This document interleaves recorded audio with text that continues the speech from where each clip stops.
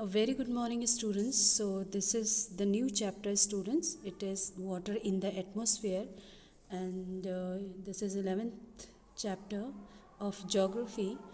So, here we'll discuss today the introduction of this part. First is we'll discuss in this chapter about dew, frost, fog, and mist, clouds, and the types of clouds we'll study here, and then we discuss about the precipitation, what is precipitation, types of rainfall, convectional rain or orographic rain. So these type of rain we'll discuss here, and the next point is world distribution of rainfall. So these are the topics, students, we are going to discuss in this chapter. So as we have learned through the various lecture, when we talk about the composition of water in the atmosphere, this amount varies. That's the amount of actual water vapor that present. If it's a kind of equatorial region where you have a lot of rainfall, the amount of water vapor would be much higher in contrast to desert area. That's the proportion of water would be significantly decreases, right? Now water present in the atmosphere can be either solid form, liquid form, or gases, right? And gases form. So we understand that water that trapped in the ice cap is in the solid form.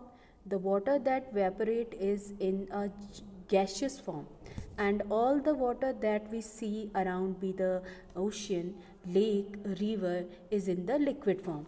So again, this water could be further occupied as a saline water and fresh water, right? So you can see these two types of differences in water. One is fresh and another one is saline water. So the water that present in ocean is a kind of saline water. It's not we cannot use this water for drinking. However, the water running through the river, in the lake, and coming from the glaciers would be a kind of fresh water source. So that is a kind of variations about water we understand, but there is a continuous cycle of water, and this cycle is maintained in the system is known as the hydrological cycle, right? Then or water cycle. Now let's understand through the simple example. Suppose you have suppose you have ocean body, right? When it gets hot, right? This is the ocean body, and when it gets hot, water from the ocean body starts to rise. Okay, vapor, you can see it start to rise, and this process is known as evaporation. Okay, I just write here in short, evaporation.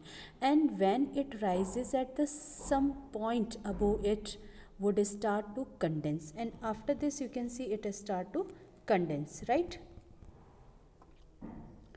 This process is known as condensation. This is called condensation. Similarly, the evaporation occurs not only from the ocean but also from the land portion also. Okay, this is land, this is ocean. But also from the land surfaces, all three, in their amount of moisture is much higher. Similarly, the plants transfer, suppose this is the land portion, here you can see some trees. Transfer, this process is called transpiration. This is called transpiration. So we say both by the means of evaporation and transpiration, that is loss of water vapor. Okay, here you can see in the both condition loss of water we can see. Okay, and from the plants is known as transpiration. That is, this is a process called transpiration. Through both the process of evaporation and transpiration, you have the water rises in the the form of gases from up into the atmosphere. At the level, it starts to condense and then convect into cloud form. So here it forms in convert into clouds, right? It convert into clouds. clouds formation. Now, how does cloud formation take place? We have already understood through the experiment. Suppose some of the small dust particles are in the upper atmosphere. When these water that rises, start to condense and start to coalesce around the small dust, okay, in the small dust particles, and slowly and gradually formed in clouds. So this is the process how clouds can form, right, students? So this is the process which you have. Evaporation, the process starts from when temperature increased, then the temperature when water started and increasing temperature in water, then it convert into vapor. Water convert into vapor, which is called in evaporation. Then it convert into, if the gas is little more move above side, that it is called condensation. Then it start forming the clouds, right? Next is now these clouds hold the water against the force of gravity. Suppose this is cloud, and this cloud holds water, right, against the force of gravity. Here is the gravity is there, this is the force, gravity, but at the time when they are unable to hold that contents of moisture that is present in the clouds, they starts to rain, right? This is the cloud. When it's not able to hold moisture, then it starts raining. It releases water from this. Okay, so this moisture that is present in the clouds, they starts to rain or to precipitation occurs. This is called precipitation. Water comes onto the surface of the earth, ocean body, and again the process of evaporation, condensation, and then precipitation. This is the process, students. Firstly, it starts from the evaporation, then condensation, and then it forms clouds, and then after that when it rains, it is called precipitation. So this is the process which is going on, circulating. Okay, so it is like a cycle. It happens regularly in the regular way. So this whole process called the process of water cycle. This is called process of water cycle, and it is a kind of continuous exchange that take place, right? Now next is about the amount of humidity. Amount of humidity, students. So the amount of humidity in the atmosphere, so as we said, water is present in the atmosphere. If this water vapor is present in maximum quantity, it is known as saturated air. What does it call? Saturated air parcel. Okay, what does it mean? I'll explain it again. As we said, water is present in the atmosphere. If this water vapor is present in maximum quantity, okay, in maximum quantity, it is known as saturated air parcel.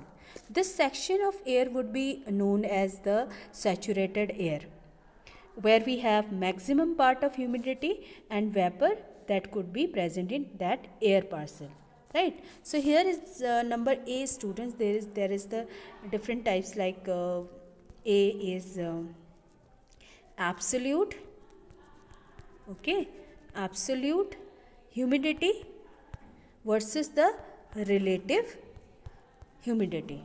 Okay, so what we are going to discuss here about the absolute humidity and relative humidity. So what is absolute humidity, students? So absolute humidity is like it's actual amount of water vapor. Okay, actual amount of humidity. Water vapor, to the atmosphere is measured in gram per centimeter cube. Okay, it is measured in gram per centimeter cube, and the amount of water that air parcel can actually hold is what is actual humidity. Okay, what I said, the actual amount of water vapor to the atmosphere it measured in gram per centimeter cube, and the amount of water that air parcel can actually hold.